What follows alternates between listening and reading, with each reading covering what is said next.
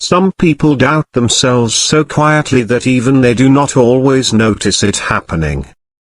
It feels normal to them. It feels like being careful, responsible, and thoughtful. They do not wake up thinking, "I do not trust myself." Instead, they wake up thinking they should think a little more, check one more time, and wait just a bit longer before deciding. This form of self-doubt blends into everyday life.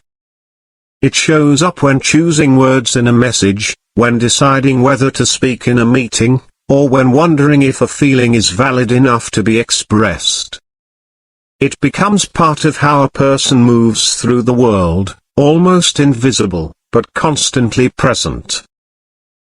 People who doubt themselves often believe they are simply realistic. They tell themselves they are not pessimistic, just honest. They believe they are not insecure, just aware of how things can go wrong. And in many ways, they are right. They are aware. They see consequences. They understand complexity. The problem is not what they see. The problem is what they do with what they see. Their awareness rarely turns into confidence. Instead, it turns into hesitation. Every option feels incomplete. Every decision feels temporary. Even when they move forward, part of them stays behind, questioning whether the step was correct. This pattern usually begins long before adulthood. Many people who doubt themselves learned early that certainty could attract criticism. They learned that being sure of themselves might provoke correction, judgment, or emotional distance. Over time, they adjusted. They became careful not to stand too firmly in their opinions. In some families, love was conditional. Praise was rare, and mistakes were remembered longer than successes. In others, emotions were minimized or dismissed. Children growing up in these environments often learned that trusting themselves was risky. It was safer to wait, observe, and adapt. As adults, they may not remember specific moments that created this pattern, but the emotional memory remains. Their body reacts before their mind has time to explain. Doubt appears automatically, without needing a reason. At work, this often looks like over-preparation. They double-check emails. They rehearse conversations. They spend more time than necessary making sure everything is correct. While this can make them reliable, it also keeps them under constant pressure. There is always the feeling that one small mistake could undo everything. When they receive feedback, they focus on the smallest criticism and overlook the overall approval. A single comment can outweigh 10 positive remarks. Their mind clings to what feels threatening, even when evidence suggests they are doing well. In relationships, self-doubt often becomes emotional self-surveillance. They monitor their reactions. They analyze their needs. They worry about being too much or not enough. They hesitate to ask for reassurance because they fear it will confirm their insecurity rather than ease it. They may stay silent about discomfort, telling themselves it is not serious enough to mention. Over time, this creates emotional distance, not only from others, but from themselves. They lose clarity about what they feel because they have spent so much time questioning whether they are allowed to feel it. People who doubt themselves often struggle with decision regret. Even after choosing, their mind continues to search for alternatives. They imagine how different choices might have led to better outcomes. This habit prevents closure. Nothing ever feels final. There is also a moral dimension to self-doubt for many people. They feel responsible for outcomes beyond their control. They worry about how their choices affect others, sometimes more than how those choices affect themselves. Being wrong feels like a personal failure, not just a mistake. This constant responsibility creates emotional heaviness. It becomes difficult to relax because there is always something to reconsider.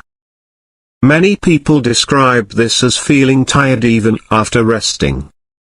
Their mind does not switch off easily. Another hidden aspect of self-doubt is the fear of visibility. Confidence attracts attention.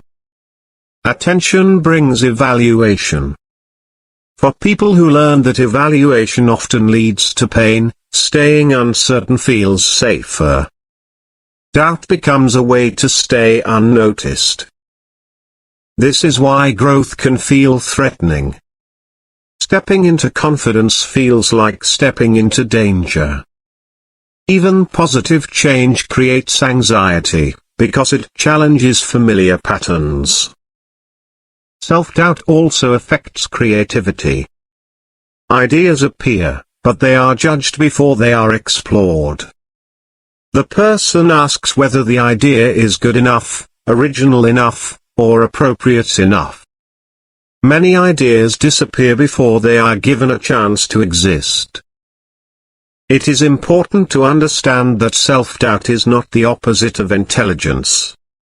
In fact, it often coexists with high intelligence. Intelligent people are more capable of imagining negative outcomes. Without self-trust, this ability becomes a source of paralysis rather than insight. Change does not happen by forcing confidence. It happens by gently questioning the authority of doubt. Instead of asking, "What if I am wrong?" the person begins to ask, "What if this doubt is outdated?" Over time, a new relationship with doubt can form. Doubt becomes information, not a command. It is noticed, acknowledged, and then placed alongside other signals rather than above them.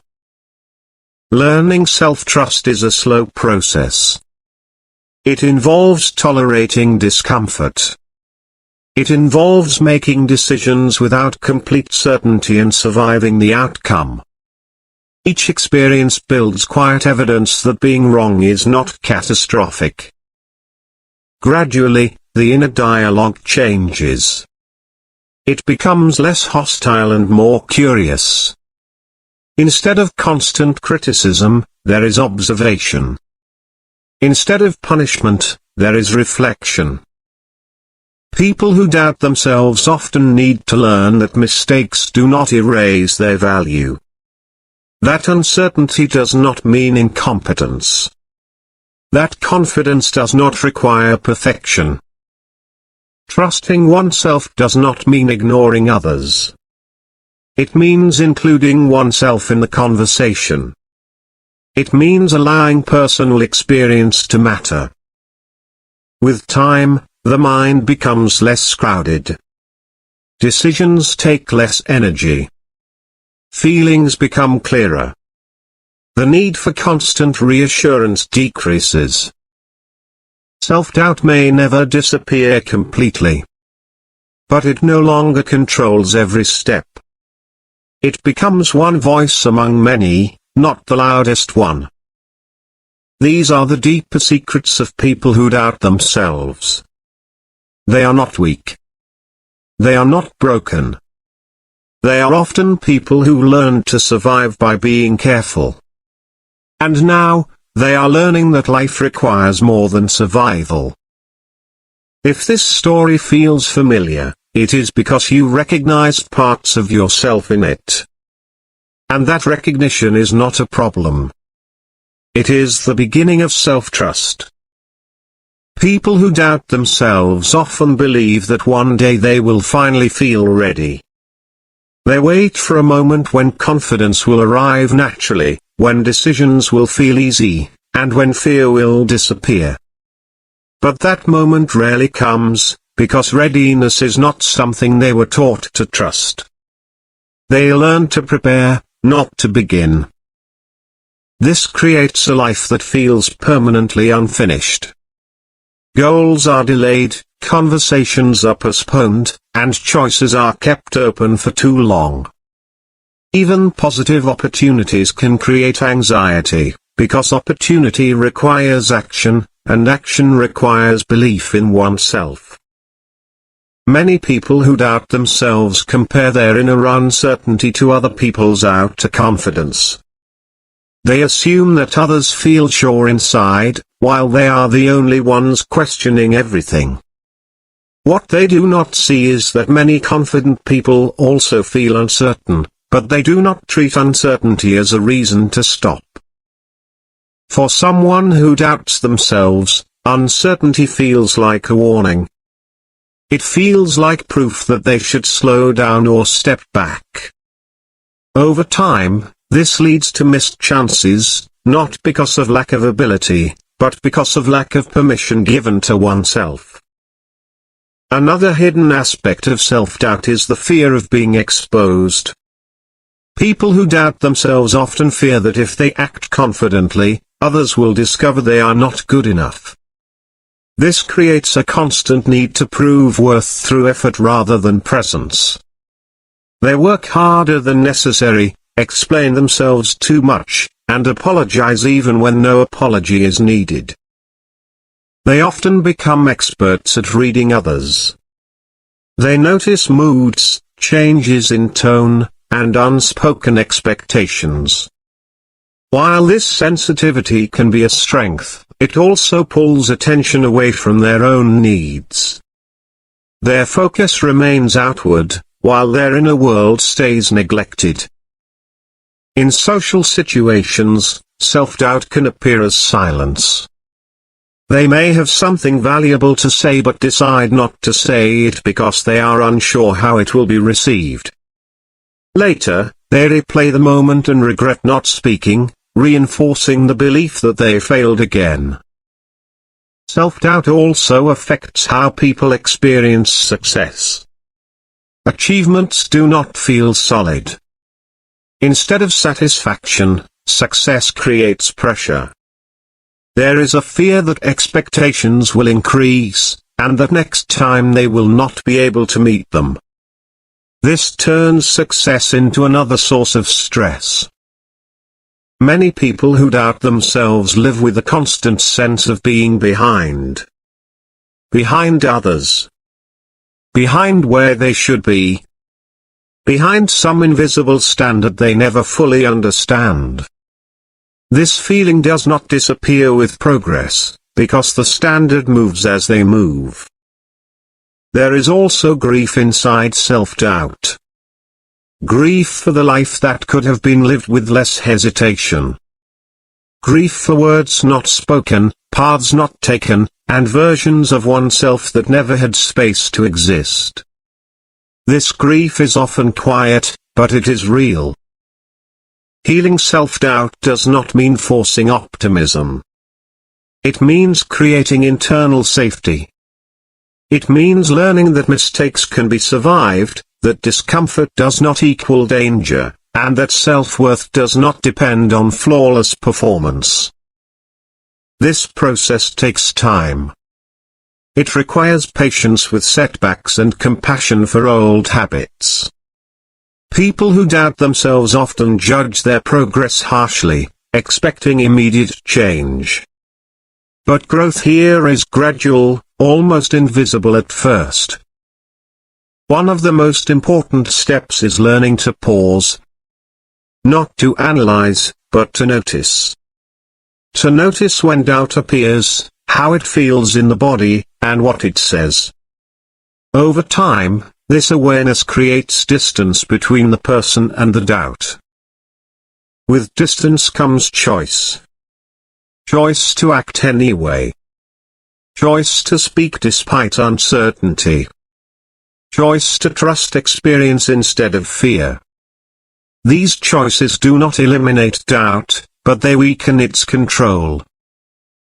Slowly, confidence stops being something to achieve and starts being something to practice. It becomes less about certainty and more about self-support. The person learns to stand with themselves even when outcomes are unclear. People who doubt themselves often need to learn that being wrong does not mean being rejected. That disagreement does not mean abandonment. That imperfection does not mean failure. These lessons are not learned intellectually, but emotionally, through experience. As self-trust grows, life becomes less heavy. Decisions take less time. Regret loses intensity. The inner voice becomes less critical and more balanced. Doubt still appears, but it no longer defines identity. These people do not become fearless. They become resilient. They stop waiting to feel ready and start allowing themselves to move while feeling uncertain. And this is perhaps the most important secret of people who doubt themselves: they are not missing confidence. They are missing safety. When safety is built, confidence follows naturally. If you recognize yourself in this continuation, it means you are already aware. And awareness is not weakness. It is the first step toward trust.